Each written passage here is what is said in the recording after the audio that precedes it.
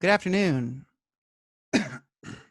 Before we came to the truth, we had a form of wisdom.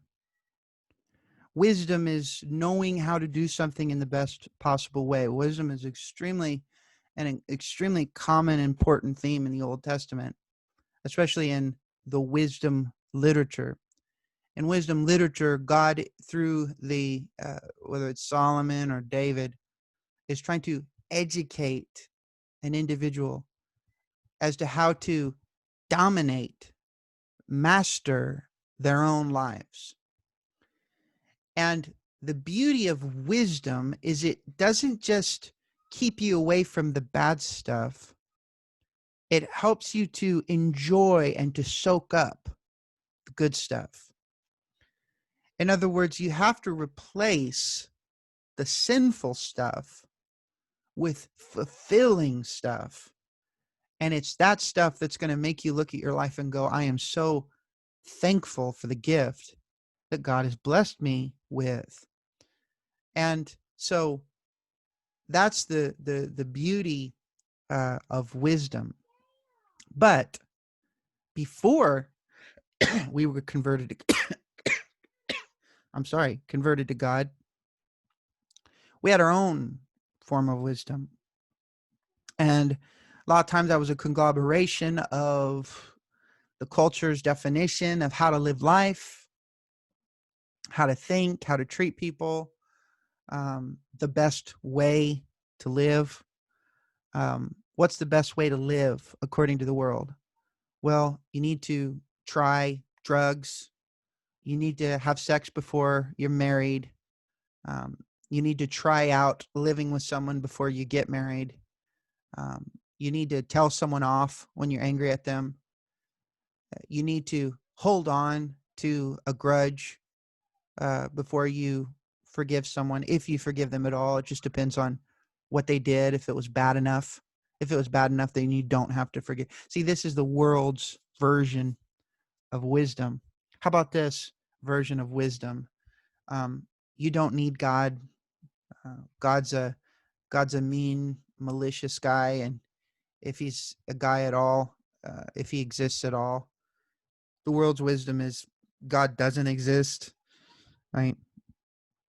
And we're just dust, stardust. Some people say they try to say it that way because it's poetic and it sounds like a beautiful concept. You're stardust. No, that doesn't sound beautiful at all. I mean, we have the luxury of looking at space through our through our you know, whatever those things are called. We have the beauty of looking at space through pictures and things like that, but you can't survive in space. I mean, it's just this black void, vacuum, and the planets that are unoccupied for a reason, because they're they're unlivable, and so we look at them from a distance, but that blackness, that void, uh, that emptiness. I mean, it's beautiful from God's blessing of this planet Earth, but you don't want to be just dust, because if you're just dust, then your value is dust. You amount to dust. Your worth is dust. If someone came up to you and had just a bag of dirt and said, I want to sell this bag of dirt to you for $100,000. Would you buy it? Well, no, of course not. You're not going to buy a bag of dirt for $100,000. Well, what if it's, so this whole thing is just, it's wisdom to the world. Oh, how about this? Evolution, macro evolution.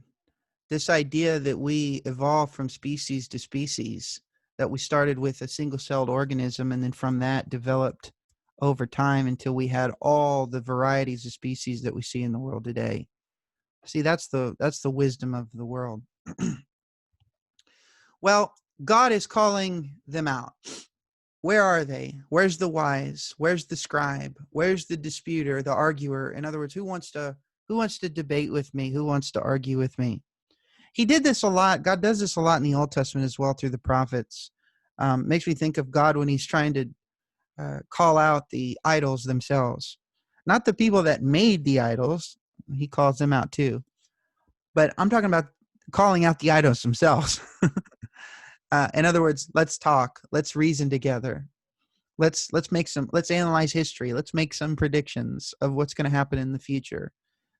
Let's talk about the times now and what's going on now. Let's just have a conversation. God is welcoming the conversation to talk and communicate with the foreign gods. And the conclusion is that they're not going to talk to him because they don't exist. And so he still argues with them. He still debates them. He still proves that they're irrational and there's no logic to them whatsoever. But by the way, I think atheists would enjoy those passages because God is dismantling the idea of paganism in the Old Testament, which is very fascinating. It replaces paganism with monotheism of God being the supreme God. But anyone who doesn't believe in the pantheons of gods and paganism, they're going to like the things that God has to say about them in the Old Testament. So God's calling people out. He also called people out in the Old Testament who were supposed to be his people. In Isaiah 1, he says, come, let's reason together. Let's talk about this. Let's see if we can't figure some things out. And he goes on to do that in the book of Isaiah. He welcomes conversation in the Old Testament. For example, in the book of Habakkuk, he's saying some pretty controversial things, this Habakkuk, and God answers. And Jeremiah will say some things that are pretty straightforward, basically telling God, I'm not going to do this for you. I'm not going to do this anymore. And there's a lot of Jonah, Abraham. I mean, all of these people are speaking to God, and they're speaking to God extremely loose, freely, and sometimes often arguably disrespectfully. God's open to that. He welcomes it. So you want to talk logic? You want to talk rationality? Let's do it. Let's talk. Let's debate.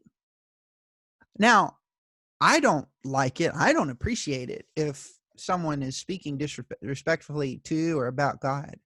I think that's a horrible thing. But God can speak for himself. He can defend himself in his word. He can make arguments look foolish. He's able to do that. And so he's welcoming the conversation. Let's talk about this. And what he does in the conversation is he makes the wisdom of the world absolutely foolish. It doesn't make any sense. All of those things that we talked about, for example, having promiscuous sex before marriage, is there wisdom to that? Is there wisdom to having sexual encounters on a day, week to week basis with strangers? Is there wisdom to that? When you look at the rates of sexually transmitted disease in the world, what do you think? Is that wise? Is that smart? Is that intelligent? Or the rates of conception of women outside of marriage? Do you think that's a smart way to go? Is that the wise way to go? Is that the best way to go? No, of course not. As a matter of fact, if you were God, I think you would be saying the exact same thing. No, I don't want them doing that. That's not the best way to do it. What's the best way to do it? You form a relationship with someone. You marry them. you engage in those sexual encounters is as a part of the intimacy of that relationship. You have children. If you want to have children, have children. You raise those children in the Lord. See, this is the best possible way. This is wisdom, the wisdom of God. And if you look at it unbiased, and if you look at it fairly, you're going to see that that's true. It's true. Take violence and murder. I mean, is there logic, wisdom to going around and just murdering people? Let's say someone gives you a call and says, you know, my neighbor that lives across from me, he did something. He committed a crime. And so you go over there as the judge, jury, and executioner, and you take him out. Is that the best way to do it? No, that's not the best way to do it. That's not fair. You can't do that. He needs to stand before the government, and the government needs to make the decision. You know, Romans chapter 12. God, that's what governments are for. Murdering someone, that was a very impersonal one, but let's say, for example, you've got a vendetta, you know, a personal vendetta. Let's say you want to vindicate or bring justice. That's not the way to do it. That's not wisdom. That's a lack of wisdom. God says, the vengeance is mine. Now, that's a very hard thing for you to, and I to sometimes to acknowledge, but that's just the truth. And again, the government is there for that reason. But even if the government doesn't bring justice, God's going to bring justice. And that may be hard to understand right now for us. But in eternity, we're going to understand it. And so God is taking the wisdom of the world and he's flipping it on its head, because his wisdom is so much more profound. It's so much more logical. And the only reason so many people disagree with the wisdom of God is because they're biased. They're biased from their own human nature. They're biased because of their own emotions, their own desires. God's way is the best way. And so God is showing that his way is superior. I want to stop here and say that there's no way to this whole thing is a study of its own. That's what apologetics is about. It's defending the truth. It's showing the logic and the rationale behind the scriptures and God's way. And also showing that the world's way falls short. It falls short. Am I going to be able to address all of those things right here? No, absolutely not. And I would even go as far to say the ones that I've presented may not even be the best ones to start with. And I didn't do a full, complete, good job at it.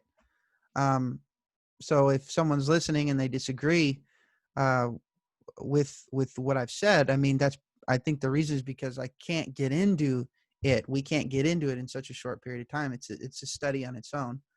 But the premise that God is making here through Paul, I think, is very clear, and it's one to pursue if you disagree with anything that I've said. Is God's way better? Is it the best way? And that's worth looking into. He says, for since in the wisdom of God, the world through wisdom did not know God. So the wisdom of the world was not sufficient for them to come to a knowledge of God. Even though everything points to God and everything implies the necessity and the essentiality of God in your life, in creation, in the origin of creation, and morals and design and everything. Everything points to the necessity of God. It is truly the wisdom of God that's going to clarify that, because the world's wisdom is obviously not doing it. And so since in the wisdom of God, the world through wisdom did not know God, it pleased God. In other words, this is what God wanted.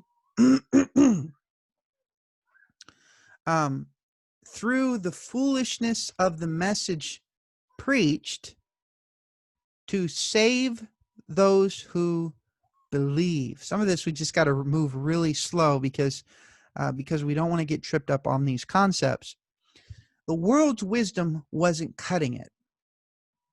And so from the world's perspective, God took foolishness, because remember, they think that the message of the cross is foolishness. God took foolishness and preached it to those who believe. Okay? Believe that foolishness. It's silly, but they believe it. And they believe it because God has made God made foolish the wisdom of this world. Verse 20. And so this is the wisdom of God. The wisdom of God is, if the world's wisdom is not doing it, then he's going to take the world's foolishness and do it. Now, that's pretty impressive. It's pretty impressive. He can take that which is the culturally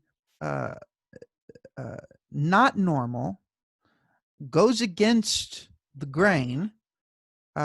He can take the very thing that will turn the world upside down on its head, and through that, he can change the world. He can save the world.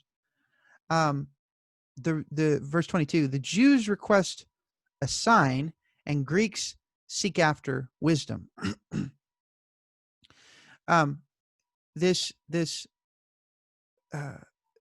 idea of the Jews wanting a sign is this idea, I think, that traces its way back, all the way back to Deuteronomy, in Moses, right? Because Moses is someone who signaled that he was in fact acting by God's will.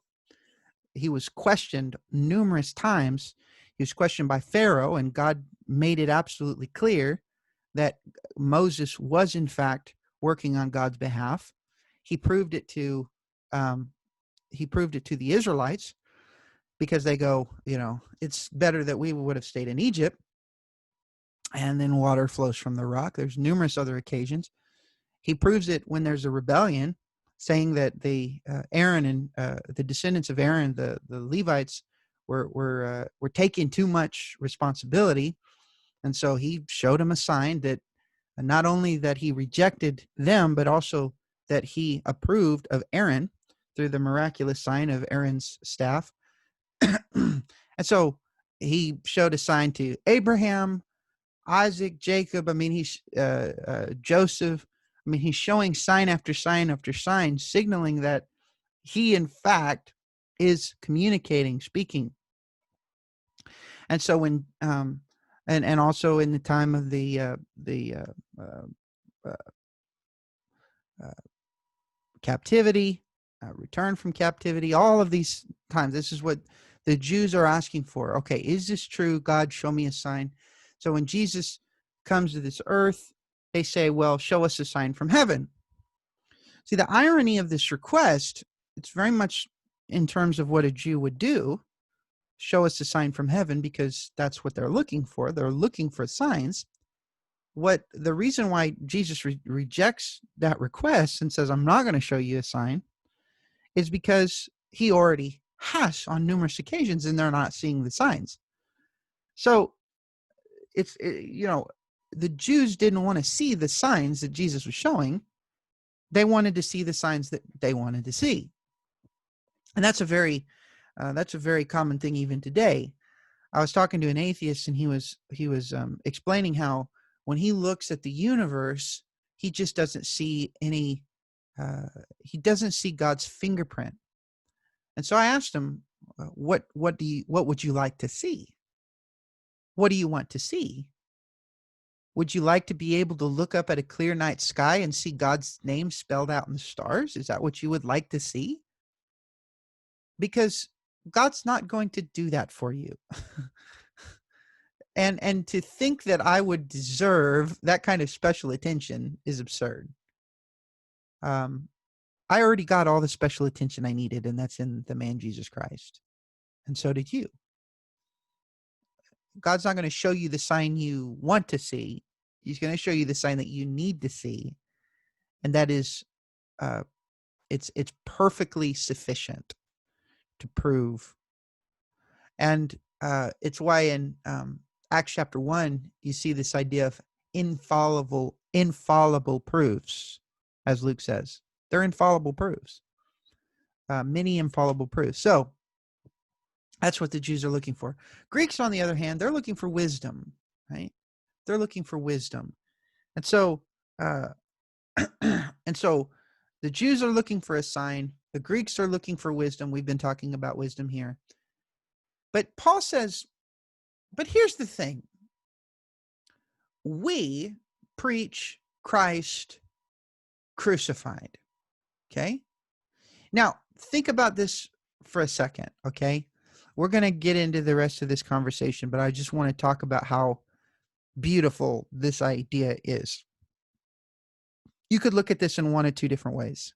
First, we're not going to give the Jew what he wants by trying to show him a bunch of signs. We're not going to give the Greek what he wants by showing him a bunch of, worldly wisdom. We're just going to preach Christ crucified. Or you could look at it like this. God is giving the Jews exactly what they want. A sign that Jesus is the Christ. A sign that he's the Messiah. A sign that he's going to save the world. A sign that he's dying for your sins. A sign that he is the fulfillment of everything that the Old Testament predicted. And his dying on the cross and his resurrection from the cross, his ascension to the throne of the Messianic kingdom. I mean, isn't that a beautiful concept? Exactly what the Jews needed was Christ crucified. That's exactly what the Jews needed.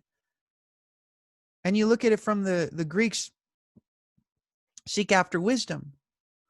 Well, God is taking the wisdom of the world and making it foolish, and he's taking the foolishness of the world and he's making it wisdom. So if you're looking at it in that term, God is giving them exactly what they need. Wisdom. It's not their wisdom, it's his wisdom, but they're looking for wisdom, and so God is giving it to them. To them, it looks like foolishness, but if they believe in that foolishness, they're going to understand it's from God. It is wisdom. It's exactly what they need. So whether you're a Jew or whether you're a Greek or a Gentile, you're getting exactly what you need. Evidence that the Messiah is the fulfillment of everything in the Old Testament, and wisdom that tells you exactly what you need in your life and how you need to live your life and how to get to God. Your purpose, your meaning in life. And so to the Jews, a stumbling block, right? Because it's not what they want to see. It's not the sign that they want to see. And to the Greeks, foolishness, right? Because it's not their wisdom. It's God's wisdom. And if it's God's wisdom, it's their foolishness.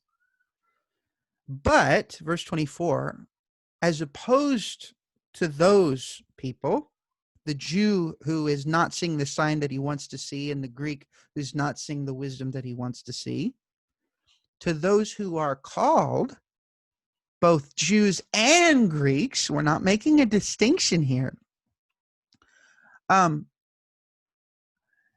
The Jews and the Greeks, so no matter what you need, God's going to give it to you. Christ, the power of God and the wisdom of God. Now, this is beautiful. The Jews need to see a sign. A sign is God's power, God's ability to show you that this is from him. And the Greeks want wisdom, but they're looking at the wisdom of God and saying it's foolish. But to the called, the Jew who wants to see a sign sees it. That's God's power. And the Greek that wants to see wisdom sees it. That's God's wisdom. It doesn't matter where you're coming from. You need evidence. You need philosophy. You need proof, you need logic and rationality.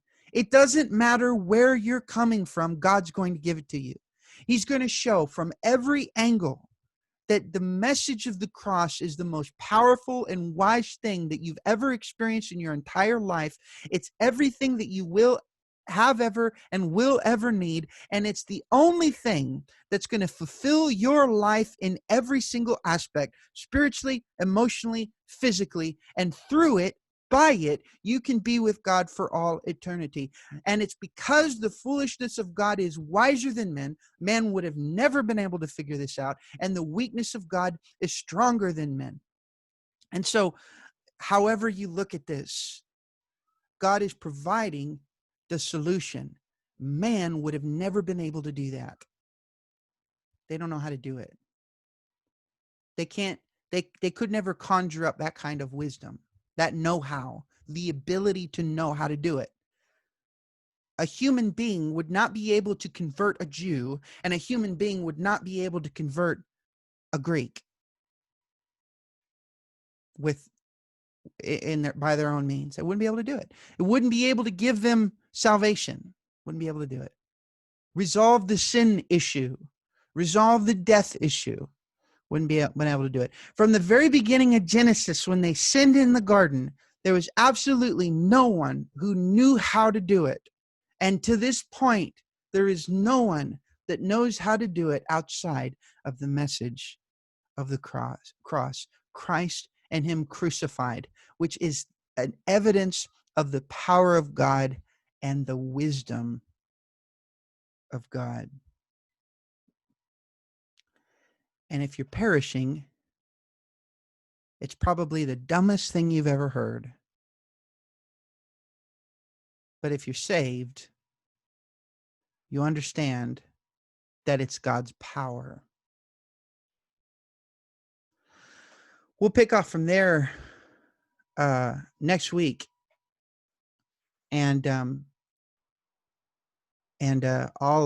we'll pick up from there. Okay, I'll talk to you later. Bye.